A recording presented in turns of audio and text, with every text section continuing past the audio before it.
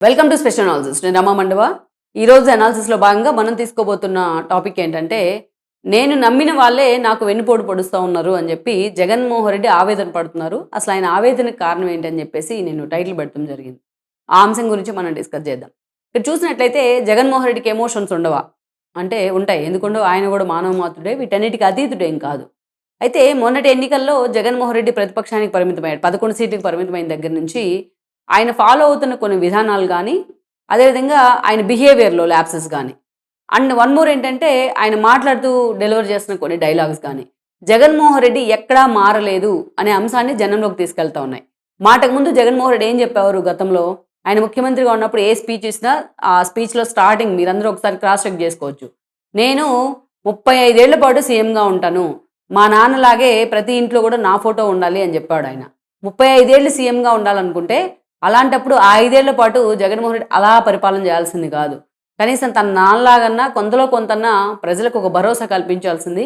కానీ ఆ ప్లేస్‌లో భయం కల్పించాడు జగన్మోహన్ రెడ్డి. అందుకే 11 సీట్లకు పరిమితమయ్యారు. ఈరోజు చూస్తే ఆ పార్టీని వరుసపెట్టి నెగెటివ్ ఇంపాక్టే. ఏ యాంగిల్‌లో చూసినా వైఎస్ఆర్‌సీపీ భవిష్యత్తు కనుచూపు మేరలో ఒక సరైన దారిలో వెళ్తుందా అన్న అంశం అయితే ఎవ్వరికీ కనిపించట్లా. అంతా పూర్తిగా చూస్తే నైరాశ్యం ఉంది ఆ పార్టీలో. పైకి జగన్మోహన్ రెడ్డి వాళ్ళలో ధైర్యం నింపే ప్రయత్నం కొంత చేస్తూ ఉన్నారు. అది అప్రిషియేట్ చేయాల్సిన అంశమే. ఎందుకంటే ఈ రోజున ప్రెస్ మీట్ పెడతా ఉన్నారు. అప్పుడప్పుడు మీడియా ముందుకొచ్చి వాళ్ళని కొంచెం బూస్ట్ ఇచ్చే ప్రయత్నం చేస్తూ ఉన్నారు.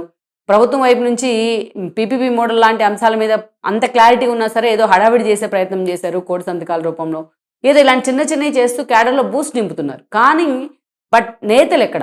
ఆ పార్టీలో మాట్లాడాల్సిన నేతలు ఎందుకు మాట్లాడట్లేదు? ఆ పార్టీలో జగన్మోహన్ రెడ్డి కోసం ఆ స్థాయిలో మిగతా నేతలు ఎందుకు నిలబడట్లేదు? ఏ యాంగిల్‌లో చూసినా మనకు ఒక పేర్ని నాని మాత్రమే కనిపిస్తారు. లేకపోతే గుడివాడ అమర్నాథ్ మాత్రమే కనిపిస్తారు. మిగతా నేతలు ఇంతమంది ఉన్నారు వైఎస్ఆర్‌సీపీలో. ఆల్మోస్ట్ ఆ పార్టీలో మంచి వాయిస్ వినిపించగలిగే నేతలు దగ్గర దగ్గర మంచి సీనియర్ నేతలు, ఎంతో రెప్యుటెడ్ అనిపించుకునే వాళ్ళు చాలామంది ఉన్నారు. వాళ్ళల్లో ఆ పిడికెడు మంది తప్ప, ఒక రోజానో, ఒక కొడాలి నాని, ఒక వంశీ లాంటి వాళ్ళు తప్ప చాలామంది సబ్జెక్ట్ ఉన్న నేతలు ఉన్నారు. చాలామంది మంచి పొలిటికల్ బ్యాక్‌గ్రౌండ్ ఉన్న నేతలు కూడా ఉన్నారు. అలాంటి వాళ్ళు ఎక్కడ అనేది కదా చర్చ. అలాంటి వాళ్ళు ఎందుకు రావట్లేదు ముందుకి అంటే జగన్మోహన్ రెడ్డి నమ్మట్లేదు అనేది ఇక్కడ అర్థం. సో జగన్మోహన్ రెడ్డి ఎందుకు నమ్మట్లేదు అంటే ఎగైన్ అండ్ ఎగైన్ ఆయన తన 5 ఏళ్ళు ముఖ్యమంత్రిగా ఉన్న సమయంలో ఏదైతే ఫాలో అయిన విధానాలనే మళ్ళా ఫాలో అయ్యే ప్రయత్నం చేస్తా ఉన్నారు. సో ఈ నైరాశ్యం కమ్ముకుంటోంది ఈరోజు వైసీపీని. అందుకే తాను ఎంత పోరాటం చేస్తా ఉన్నా ఎవరు కూడా వచ్చి సపోర్ట్ చేయట్లేదు. తనకి పార్టీ సీనియర్ నేతలు తనతో టచ్ మీ నాట్ అన్నట్లు ఉంటున్నారు అనేది జగన్మోహన్ రెడ్డి ఆవేదన. పైకి ఆయన గంభీరంగా చంద్రబాబు నాయుడిని గన్‌తో కాల్చేయండి, తుపాకీతో పేల్చేయండి, లేకపోతే చంద్రబాబు నాయుడు బావిలో దూకి చచ్చిపోవాలి, ఇలాంటి డైలాగులు కొడుతున్నప్పటికీ బట్ జగన్మోహన్ రెడ్డిలో ఏదైతే నైరాశ్యం ఉంది క్లియర్‌గా మనకు కనిపిస్తూ ఉంది. తన సన్నిహితుల దగ్గర కూడా జగన్మోహన్ రెడ్డి చెప్తా ఉన్నారు. నేను నమ్ముకున్న వాళ్ళే నన్ను నట్టేట్లో ముంచి వెళ్ళిపోతా ఉన్నారు అని, చాలామంది నన్ను మోసం చేస్తా ఉన్నారు అని చెప్పేసి జగన్మోహన్ రెడ్డి ఆవేదన పడుతూ ఉన్నారు.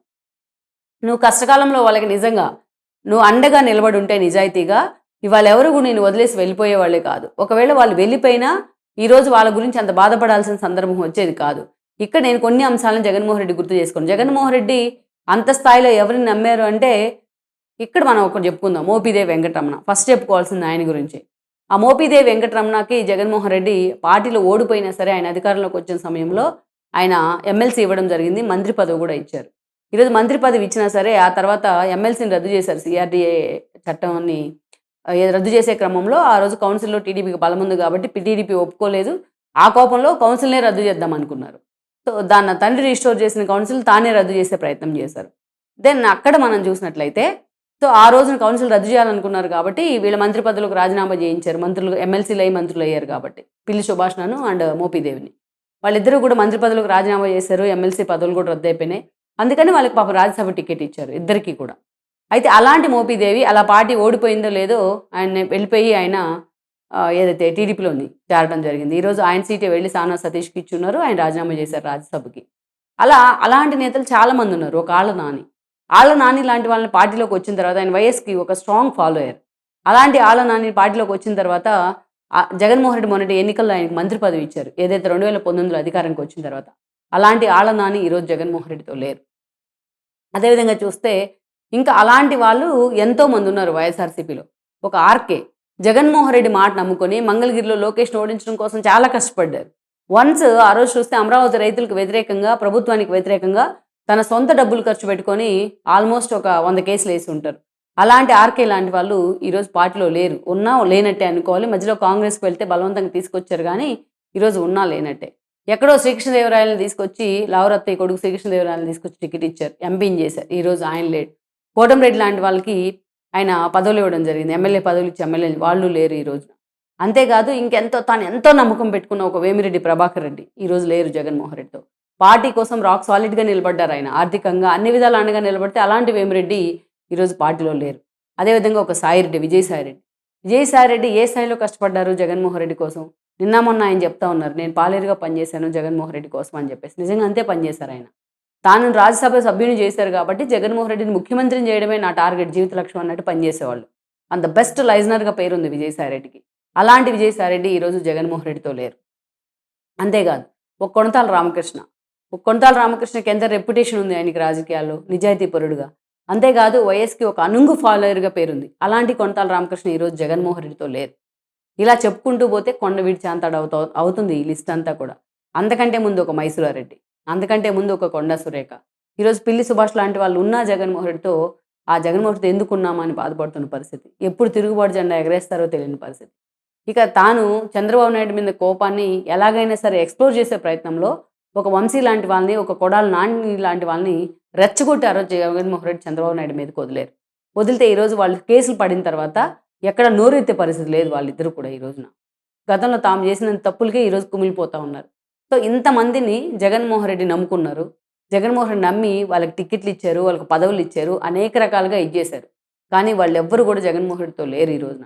ఇదే ఆయన ఆవేదనకు, ఆయన కన్నీళ్లకు కారణమవుతోంది. నిజంగానే జగన్మోహన్ రెడ్డి తన సన్నిహితులతోని బాధపడతా ఉన్నారు. జగన్మోహన్ రెడ్డి వెంటుంది ఎవరు ఈ రోజున?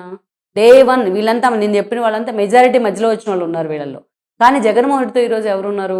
ఒక శ్రీకాంత్ రెడ్డి, ఒక కోరుముట్ల శ్రీనివాస్, ఒక అంబటి రాంబాబు. వీళ్ళంతా ఎప్పుడు వచ్చారు జగన్మోహన్ రెడ్డితో? జగన్మోహన్ రెడ్డి తన తండ్రి మరణం రోజున ఎప్పుడైతే ఆయన ఓదార్పు చేయాలని నిర్ణయించుకున్నారో ఆ రోజు వీళ్ళంతా జగన్మోహన్ రెడ్డి అడుగులో అడుగు కలిపారు. వాళ్ళు ఉన్నారు ఈరోజు జగన్మోహన్ రెడ్డితో. మధ్యలో ఈరోజు అవినాష్ రెడ్డి లాంటి వాళ్ళు ఉన్నా ఆయన ఎప్పుడు బీజేపీ వైపు వెళ్ళిపోతారో అని తెలియని పరిస్థితి. సో అలా డే 1 నుంచి జగన్మోహన్ రెడ్డితో ఎవరున్నారో వాళ్ళు ఉన్నారు ఈ రోజున. సో వీళ్ళందరి గురించి జగన్మోహన్ రెడ్డి ఎందుకు బాధపడతా ఉన్నారు? తను నమ్మిన వాళ్ళు, అసలు మోపిదేవి లాంటి వాళ్ళ విషయంలో అయితే నిజంగానే బాధపడుతున్నారు ఆయన. వీళ్ళందరి విషయంలో వాళ్ళుగా చేసిన తప్పు జగన్మోహన్ రెడ్డి చేశారు.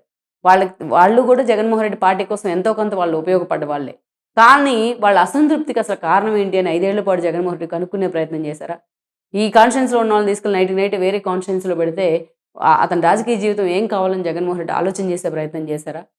కనీసం తమకి ఈ పరిస్థితి ఉంది పార్టీలో, కనీసం తమను పట్టించుకోండి అని తాడేపల్లి గేటు ముందు నుంచొని వేదరుపులు అరిసినా కూడా వాళ్ళని పట్టించుకునే ప్రయత్నం చేశారా? తన వంది మాగదులను అడ్డం పెట్టుకొని ఈ తప్పులన్నీ చేసిన జగన్మోహన్ రెడ్డి ఈరోజు నమ్మిన వాళ్ళే నన్ను మోసం చేశారు, నాకు ద్రోహం చేశారు అని ఎమోషనల్ అవుతూ ఉన్నారు.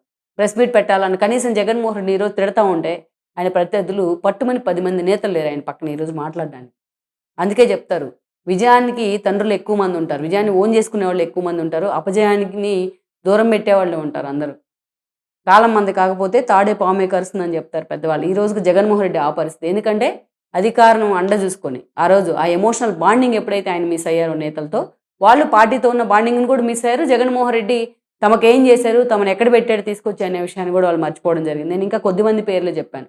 సో తను నమ్ముకున్న వాళ్ళే నడ్డేట్లో ముంచారంటే ఈరోజు జగన్మోహన్ రెడ్డి కోసం నేను పాలేరుగా పనిచేశాను అని చెప్తున్నాడు విజయసాయిరెడ్డి. మరి అలాంటి పాలేరుగా పనిచేసిన విజయసాయిరెడ్డి లాంటి వాళ్ళని ఎందుకు వదులుకున్నావు నువ్వు? సో అలాంటి జగన్మోహన్ రెడ్డికి ఆవేదన పడే అర్హత కూడా లేదనుకోవాలి ఈరోజు మనం. లెట్స్ సీ మరి ఇప్పటికైనా ఈ రిగ్రెట్ ఆపి మళ్ళా పార్టీని స్ట్రెంథన్ చేయడం మీద ఆయన దృష్టి పెడతారా లేదా అన్నది మనం చూడాలి. Please share, like and subscribe R24 Telugu YouTube channel.